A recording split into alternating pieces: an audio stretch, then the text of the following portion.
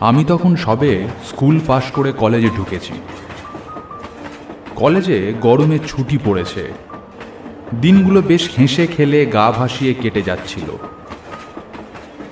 এখন আমি ট্রেনে করে চলেছি মামার বাড়ির উদ্দেশ্যে।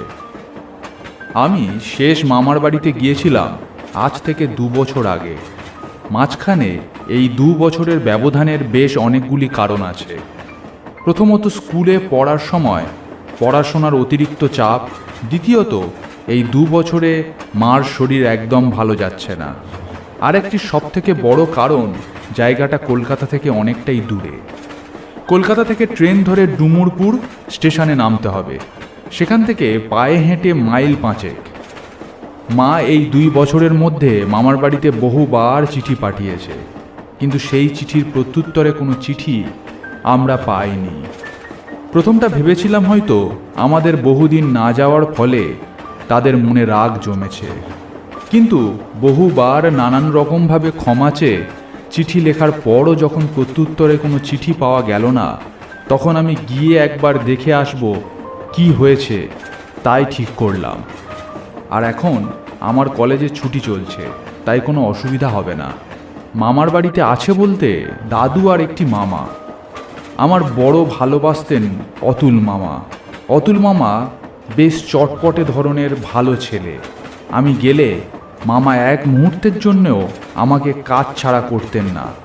সব জায়গায় আমায় নিয়ে ঘুরতেন।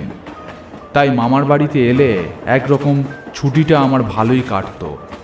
এতদিন পর মামার বাড়ি যাচ্ছি, মনে একটা খুশি খুশি ভাব।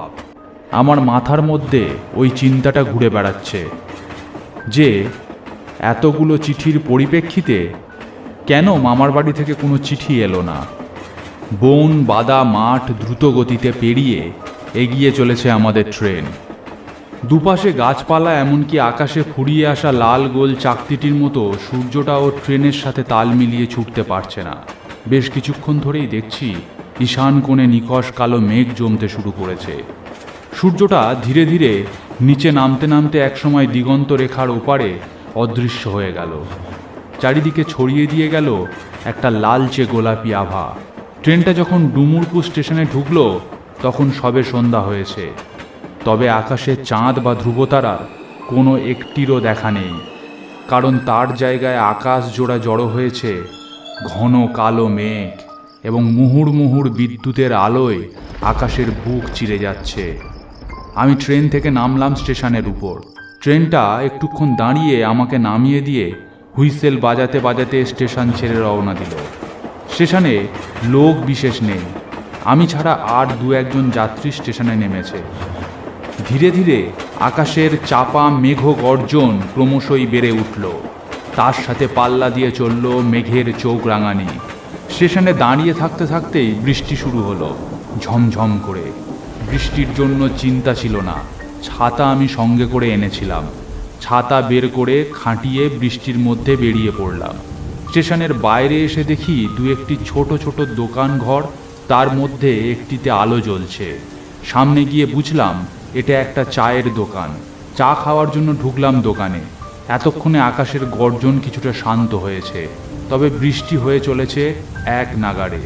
দোকানদারটি আমার দিকে তাকিয়ে বললেন, বাবুকে এখানে আগে কখনো দেখিনি, নতুন লোক বুঝি? আগে হ্যাঁ, আমি কলকাতা থেকে আসছি। তা এখানে কাজে না ঘুরতে? হ্যাঁ, একরকম ঘুরতে। আমার মামার বাড়ি এখানে। ও আচ্ছা আচ্ছা, তা চা খাবেন বাবু? হ্যাঁ, এই বৃষ্টির মধ্যে হলে মন্দ হয় না। এই এক্ষুনি ব্যবস্থা করে দিচ্ছি। আমার চা এ তল্লাটের নাম করা, খান, এক্ষুনি শরীর মন তাজা হয়ে যাবে। এই বলে সে আপন মনে চা তৈরি করতে লাগলো।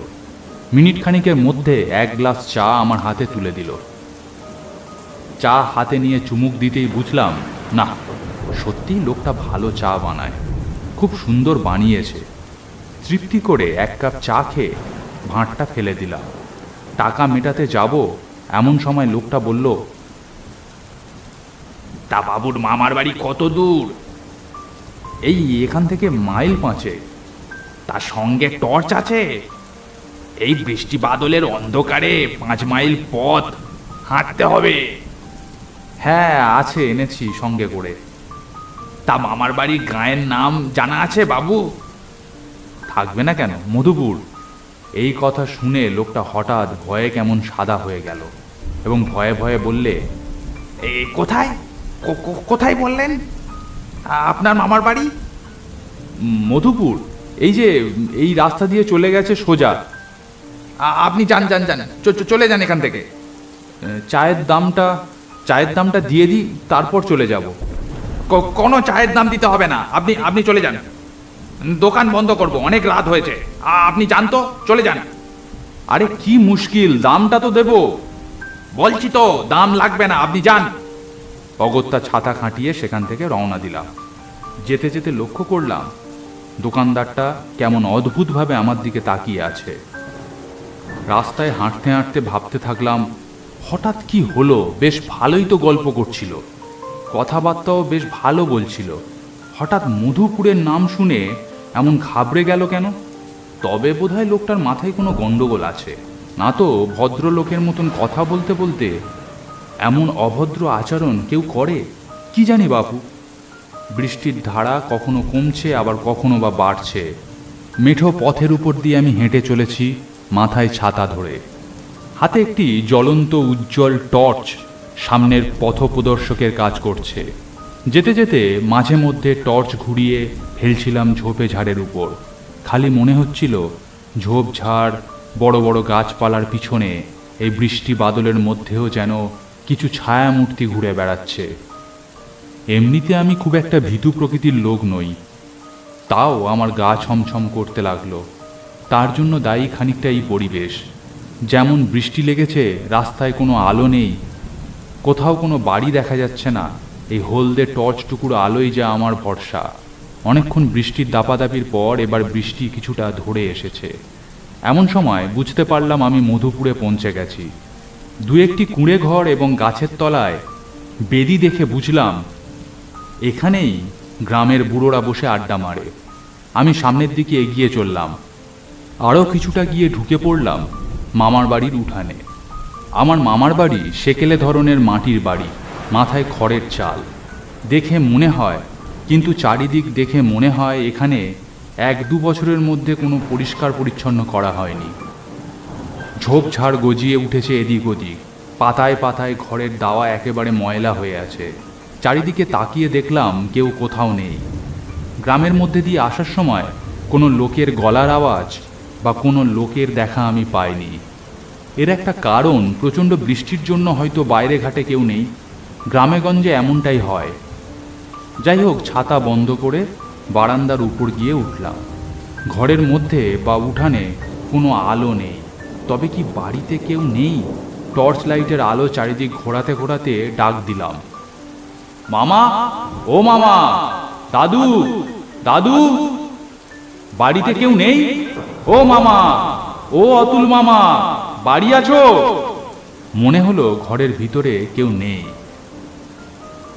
এদিক ওদিক টর্চ ঘুরিয়ে দেখছি, কাউকে তো কোথাও দেখতে পাচ্ছি না। কোনো মানুষের কণ্ঠস্বর, কারো সারা শব্দ পর্যন্ত নেই। শুধু ঝিরঝির করে বৃষ্টি হয়ে চলেছে। হঠাৎ পিছনে একটা গলা শুনে চমকে উঠলাম। কে ওখানে? গলাটা শুনে শরীরের মধ্যে একটা হালকা শিহরণ খেলে গেল।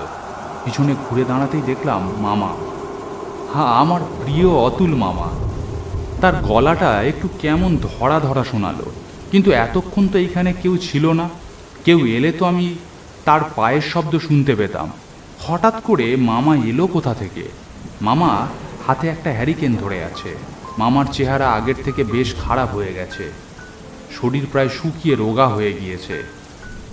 আরে মামা, তোমরা সব কেমন আছো? আছি একরকম। তুই কেমন আছিস রে ভাগ্নে? আর আমার দিদি কেমন আছে? হ্যাঁ, আমি তো ভালো আছি। মার শরীরটা বছর 2 খারাপ যাচ্ছে, তাই আর আসা হয় না। আমার কলেজে ছুটি চলছে, তাই ভাবলাম ঘুরে আসি। তোমার চেহারা তো একেবারে ভেঙে গেছে মামা। কিছু অসুখ করেছিল নাকি? না, তেমন আর কিছু নয়। বললে হবে।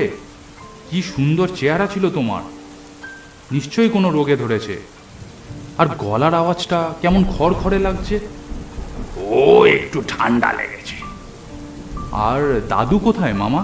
এই প্রশ্নটা জিজ্ঞেস করায় হঠাৎ মামা চমকে উঠলেন এবং তাড়াতাড়ি বললেন, ভিতরে আছে, তুই এখান থেকে চলে যা। এখান থেকে কোথায় যাব? আর চলে যাবই বা কেন?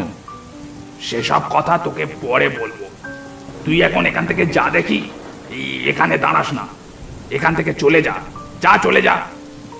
মামার কথা শুনে আমি ভারী অবাক হয়ে গেলাম। এ কি ব্যবহার রে বাবা! আরে এত রাত্রে যাব কোথায়? মামার পেছন থেকে দাদুর গলা শোনা গেল, কে? কোথায় যাবে এত রাত্রে? দাদু আমাদের দুজনের সামনে এসে দাঁড়ালো। আমি সবে বলতে যাচ্ছি যে মামা চলে যেতে বলছে, তার আগেই মামা আমার কথা চাপা দেওয়ার জন্য তাড়াতাড়ি করে বলল, দেখো না বাবা, নিখিল এখনই এলো, আবার বলছে এত রাতে ফিরে যাবে। আমি বলছি আজ রাতটা থেকে যা। হ্যাঁ দাদু ভাই, আজ রাতটা তোমাকে থেকে যেতে হবে। মামার উপর ভীষণ রাগ হলো আমার নামে শুধু শুধু মিথ্যে কথা বলার জন্য। আজকে রাতটা থাকবো বলেই তো ভাবছি। ভাবছি না, আজ রাতটা তোমাকে এখানে থাকতেই হবে। এতদিন পরে এলে, দুটো ভালো মন্দ খাবে, থাকো কদিন এখানে, তারপর বাড়ি যাবে। বলছি বাবা, আমাদের ঘরদোরের যা অবস্থা, ওকে অন্য কারোর বাড়িতে রেখে আসি। অমনি দাদু চোখ পাকিয়ে বলল, সে কি কথা? আমার নাতি আমার বাড়িতে না থেকে অন্য কারোর বাড়িতে থাকবে? তোমার কি বুদ্ধি শুদ্ধি সব মাথা থেকে বেরিয়ে গেছে? যাও গিয়ে পেছনের ঘরটা পরিষ্কার করো, ওইখানেই থাকবে। আমি এক্ষুনি পরিষ্কার করছি। এই বলে মামা বেরিয়ে গেল। আমি দাদুকে কাছে পেয়ে জিজ্ঞেস করলাম, চারিদিকে এত আগাছা আবর্জনা জমে আছে কেন দাদু? আসলে কি বলো তো দাদু ভাই, আমরা দুই লোকে থাকি, তেমন পরিষ্কার করা হয় না। মামার শরীরে কি কিছু হয়েছে? তোমার শরীরও তো দেখছি ভেঙেছে, মামার শরীরটাও বেশ ভেঙেছে। কলকাতায় নিয়ে গিয়ে না হয় কোনো ডাক্তার। ও কিচ্ছু না, সেসব পরে হবে। তো তুমি এখন এতটা পথ অতিক্রম করে এসেছো, এখন একটু বিশ্রাম নেবে, চলো। এই বলে আমি দাদুর সাথে বাড়ির ভেতরে গেলাম। যে ঘরটায় আমাকে থাকতে দিয়েছে সেই ঘরটাতে আগে মা আর আমি এলে দুজনে থাকতাম। আজ আমি একাই থাকবো সম্ভবত। ঘরের বিছানাপত্র ঝেড়ে পরিষ্কার করে দিয়েছে মামা। তবে ঘরটা যে অনেকদিন ব্যবহার হয়নি তা ঘরের উপরের দিকের দেয়াল দেখলেই বোঝা যায়। বড় বড় মাকড়সার জাল, তার মধ্যে অজস্র ধুলো জমে আছে। এতটা পথ হেঁটে আসায় সত্যিই শরীরটা ক্লান্ত হয়ে পড়েছিল। পরিষ্কার ধপধপে বিছানা পেয়ে একটু গড়িয়ে নিলাম। ঘণ্টা দুয়েক পর যখন আমার চোখে হালকা একটা ঘোর ঘোর ভাব এসেছে, তখন দরজা খুলে দাদু ঘরে এলো। দাদু ভাই, রাত তো অনেক হলো, এবার খাওয়া দাওয়াটা করে নেবে, চলো। এতটা পথ এসেছো, শরীরের ওপর দিয়ে ধকল গিয়েছে, খিদে পেয়েছে নিশ্চয়ই। চলো চলো, খাওয়া দাওয়া করে নেবে, চলো। হ্যাঁ হ্যাঁ, এক্ষুনি যাচ্ছি, তুমি যাও আমি যাচ্ছি। দাদু ঘর থেকে চলে গেল। বসে বসে শুনতে পেলাম বাইরে এক নাগাড়ে বৃষ্টি হয়ে চলেছে। খানিকক্ষণ পরে বাইরের বারান্দায় এসে দেখি দাদু আর মামা দাঁড়িয়ে আছে। ঘরের সামনের বারান্দাটা বেশ পরিষ্কার পরিচ্ছন্ন করে ফেলেছে, তার একপাশে থালা সাজিয়ে খাবারের ব্যবস্থা করেছে। আমি খাবারের সামনে এসে দাঁড়িয়ে বললাম, তোমরা খাবে না? না দাদু ভাই, আমরা এখন খাবো না, তুমি খেয়ে নাও। মামাও খাবে না? না, আমরা পরে খাবো। তখনই আমি খেতে বসে গেলাম। খেতে বসে তো অবাক, এত সব আয়োজন এরা করলো কখন? ভাত, সোনামুখের ডাল, মাছের কালিয়া, খাসির মাংস। বাবা, এত কিছু তোমরা সব করলে কখন? এ তো অনেক রকম পদ। আমরা ঠিক ম্যানেজ করে নিয়েছি, তুমি অত চিন্তা করো না, খাও। খেতে খেতে বুঝলাম প্রত্যেকটা পদই সুস্বাদু। মাছ, মাংস, ডাল সবই স্বাদে গুণে ভরপুর। পরম তৃপ্তি করে খেতে থাকলাম। ভাতের পরিমাণটা দেখে প্রথমে মনে হয়েছিল এত সব খাবো কি করে, খাবারগুলো এতই সুস্বাদু যে সবই খেয়ে ফেললাম চেটে পুটে। এক থালা ভাত কখন যেন উধাও হয়ে গেল, বুঝতে পারলাম না। এবার গিয়ে হাতটা ধুয়ে শুয়ে পড়ো, অনেকটা পথ অতিক্রম করে এসেছো, শুয়ে পড়ো যাও। আমি উঠে গেলাম, হাত মুখ ধুয়ে ঘরে গিয়ে বিছানায় শুয়ে পড়লাম। ঘরে একটা হ্যারকিন জ্বলছে। এখন বৃষ্টির তেজটা একটু কমেছে। শুয়ে শুয়ে ভাবতে লাগলাম, রান্নাগুলো যেই করুক, দাদু হোক বা মামা, সেগুলো স্বাদ অতুলনীয়। এইসব নানান কথা ভাবছি ট্রেনে আসা থেকে এখানে নেমে। সেই অদ্ভুত চাওয়ালা মামার বলা অদ্ভুত কিছু কথার মানে না বুঝতে পেরে সেগুলো নিয়েই মনের মধ্যে নাড়াচাড়া করে চলেছি। ইতিমধ্যে কখন জানি আমার চোখে ঘুম নেমে এলো। ঘুমিয়ে পড়েছিলাম বোধহয় বেশ কিছুক্ষণ। হঠাৎ ঘুমটা ভাঙল চাপা একটা ঝগড়ার শব্দে। চোখটা খুলে বুঝলাম পাশের ঘরে বুঝি কারা ঝগড়া করছে। কি নিয়ে ঝগড়া হচ্ছে তা বোঝা যাচ্ছে না। খুব চাপা স্বরে ফিসফিসিয়ে কথা হয়ে চলেছে একে অপরের মধ্যে। উঠে বসলাম। কি নিয়ে ঝামেলা হচ্ছে সেটা শোনার ইচ্ছে দমন করতে পারলাম না। বিছানা দিয়ে উঠে গিয়ে আস্তে করে দরজা খুলে পাশের ঘরে দেখলাম আলো জ্বলছে। তার দরজার কাছে গিয়ে দাঁড়ালাম। দরজাটা ফাঁকা হয়েছিল। সেই ফাঁক দিয়ে যে দৃশ্য দেখলাম তাতে আমার হৃৎপিণ্ডটা লাফিয়ে বাইরে বেরিয়ে আসতে চাইল। দেখলাম দাদু আর মামা দুজনেই চাপা স্বরে ঝগড়া করছে। এখন তাদের আর মানুষ বলা চলে না। তাদের মুখের একাধিক জায়গায় ক্ষতবিক্ষত দাগ। তারা পরিণত হয়েছে এক বিভৎস আদিম মূর্তিতে। তাদের চোখের মণি দুটো আগুনের ভাঁটার মতো জ্বলছে। সে দৃশ্য দেখে আমার হাত পা ঠান্ডা হয়ে গেল। বুকের কাছে হৃৎপিণ্ডটা ধড়াস ধড়াস করে লাফাতে লাগলো।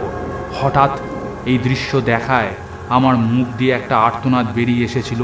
সেটাকে কোনো মতে অনেক কষ্টে চেপে ফেললাম। বাবা, তোমার নাতি হয়, ওকে ছেড়ে দাও। আমি বলছি ওকে ছেড়ে দাও। নাতি হয় তো কি হয়েছে? অমন সুস্বাদু কচি নরম মাংস কতদিন খাইনি। আজ রাতটা থাক, ওকে কাল খাবো। না বাবা, তা হতে পারে না। ওকে আমরা ছোট থেকে মানুষ করেছি, বড় হতে দেখেছি। তুমি ভুলে যাচ্ছ হাজার হোক ও আমাদের আপনজন। এখন আমাদের কাছে কেউই আপন নয়, আর কেউই পর নয়। তুই বেশি মাতব্বরি করিস না। আমি যা করছি আমাকে করতে দে। বেশি বাড়াবাড়ি করলে তোর ভাগ্যেও দুঃখ আছে। কিন্তু কিন্তু এ হয় না। ওকে আমি ছোট থেকে নিয়ে ঘুরেছি। আমি কিছুতেই এ দৃশ্য দেখতে পারবো না। তুমি এটা করবে না বাবা। আমি তোমার জন্য অন্য কিছু ব্যবস্থা করে দেব। অন্য কিছুতে হবে না, ওকেই আমার চাই। তুই এখন এখান থেকে যা। একই বিপদের মধ্যে আমি এসে পড়েছি। হে ঈশ্বর, তুমি আমাকে এই বিপদ থেকে রক্ষা করো। একই অবস্থা এদের। এরা এরা এরকম করে কথা বলছে কেন? আমি কিছুই বুঝতে পারলাম না। ধীর শব্দে পা টিপে টিপে আবার ঘরে ফিরে এলাম। ভিতরে এসে দরজা বন্ধ করে ছিটকিনি দিয়ে দিলাম। তারপর বিছানায় বসে ভয়ে কাঁপতে লাগলাম। এবার আমি এদের হাত থেকে পালিয়ে বাঁচবো কি করে? মামা আমার ভালো চায়, কিন্তু তারও এ অবস্থা হলো কি করে? দাদু তো আমাকে মেরে খেতে চায়। হঠাৎ দেখলাম ঘরের মধ্যে একটা মূর্তি ধীরে ধীরে আবছা হয়ে ফুটে উঠতে লাগলো। এ দৃশ্য দেখে ভয়ে আমি কাঁটা হয়ে গেলাম। এসব কি দেখছি আমি? নিজের চোখকে যেন বিশ্বাস করতে পারছিলাম না। মামা ঘরের মধ্যে এসে দাঁড়িয়েছে। তখন তার রূপ শান্ত। তুই জেগে আছিস? ভালোই হয়েছে। তোকে একটা কথা বলতে এলাম। এই কথাটা তোকে শুনতেই হবে। তুই এক্ষুনি এই বাড়ি ছেড়ে চলে যা। এখন না গেলে আর কোনোদিন সে সুযোগটি পাবি না। মামা, তোমাদের এই অবস্থা হলো কি করে? আমি সব দেখেছি, সব শুনেছি। দাদু আমাকে মেরে ফেলতে চায়। আমাকে সব খুলে বলো। বেশি সময় নেই আমাদের হাতে। যতটা সম্ভব তোকে বলছি। এ গাঁয়ে আমাদের জীবন বেশ ভালোই কাটছিল। আজ থেকে বছর দুয়েক আগে হঠাৎ গাঁয়ে কলেরা শুরু হয় এবং সেই কলেরা রোগে পুরো গ্রাম উজাড় হয়ে যায়। আমরাও কলেরায় ভুগে মারা যাই। তখন থেকে আমি আর তোর দাদু প্রেত হয়ে এ বাড়িতে ঘুরে বেড়াই। এ গ্রামের সব লোকই মরে ভূত হয়ে ঘুরে বেড়ায় রাত হলে। তুই যদি দিনের বেলায় আসতিস তাহলে আমাদেরকে দেখতে পেতিস না। সন্ধ্যের পর থেকেই আমাদের মতো অপদেবতাদের আনাগোনা শুরু হয় এই গ্রামে। এখন তুই আর দেরি করিস না, তুই পালা। আর বেশি দেরি হলে আমি তোকে বাঁচাতে পারবো না। এখনই চলে যা। আমি তখনই বিছানা থেকে উঠে দাঁড়ালাম, বললাম, "হ্যাঁ, কোন দিক দিয়ে পালাবো?" বাবা বাড়ির পিছন দিকে গিয়েছে, তুই সামন দিক দিয়ে যা। রাস্তায় কারোর সাথে কথা বলবি না, কারোর কোনো কথায় সাড়া দিবি না। আমি তোর সঙ্গে আছি, তোর কিচ্ছু হবে না। আমি পা টিপে টিপে সব ঘর পেরিয়ে বাড়ির বাইরে বারান্দায় এসে দাঁড়ালাম। বারান্দা থেকে উঠানে নেমে চলে আসতে যাব, হঠাৎ একটা খচমচ শব্দ শুনে ঘরের খড়ে ঢাকা চালের দিকে নজর পড়ল। একটা দৃশ্য দেখে আমার শরীর কাঁটা দিয়ে উঠল। দেখলাম ঘরের চালের উপর দাদু বিকৃত দেহে বসে পা দোলাচ্ছে।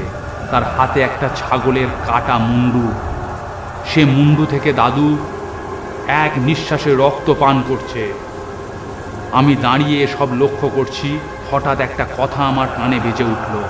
কে যেন বলল, দাঁড়াসনি ভাগ্নে, পালা পালা। অমনি আমি ছুটতে শুরু করলাম। তখন পেছন থেকে ভেসে এলো একটা কর্কশ কণ্ঠস্বর, দাদু ভাই, কোথায় যাচ্ছ? দাদু ভাই, আমাদের আতিথিয়তার আর 2 দিন কাটিয়ে যাও। আমাদের আতিথিয়তায় আর 2 দিন কাটিয়ে যাও। চলে যেও না দাদু ভাই, চলে যেও না। সমস্ত কথাকে উপেক্ষা করে মনের সমস্ত শক্তিকে সঞ্চয় করে দৌড়তে থাকলাম। পথ যেন আর শেষ হয় না। গাছপালা, ধানক্ষেত সমস্ত কিছুকে পেছনে ফেলে দৌড়াচ্ছি। অনেকক্ষণ দৌড়ানোর পর যখন আমার প্রাণ প্রায় বেরিয়ে আসছে, তখন সামনের দিকে টিমটিম করে আলো দেখতে পেলাম। সম্ভবত সেই দোকান ঘরটা যেখানে আমি চা খেতে এসেছিলাম, তার কাছাকাছি এসে আমি একটা আর্তনাদ করে মাটিতে পড়ে গেলাম।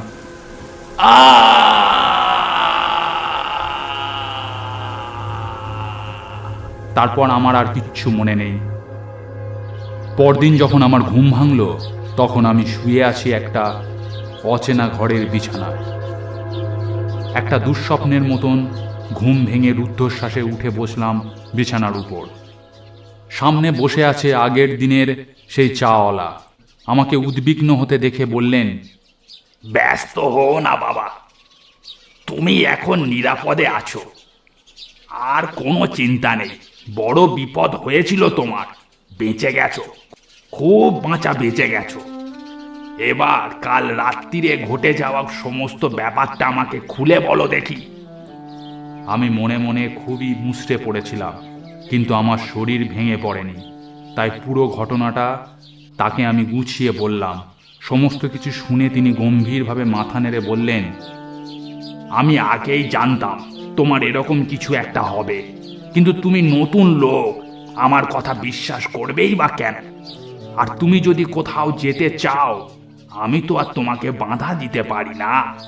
তাও আমি বাধা দিতাম, কিন্তু তুমি যখন বললে তুমি মধুপুরে যাবে, আমি ভাবলাম বোধহয় তুমি মানুষ নও, তুমি ভূত।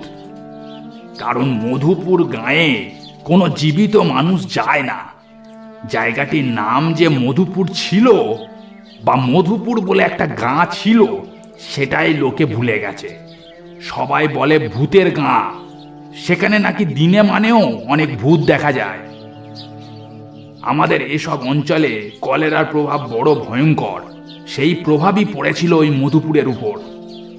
একটা লোকও বাঁচেনি, এমনকি যারা পালিয়েছিল শুনেছি তাদেরও কেউ রক্ষা পায়নি।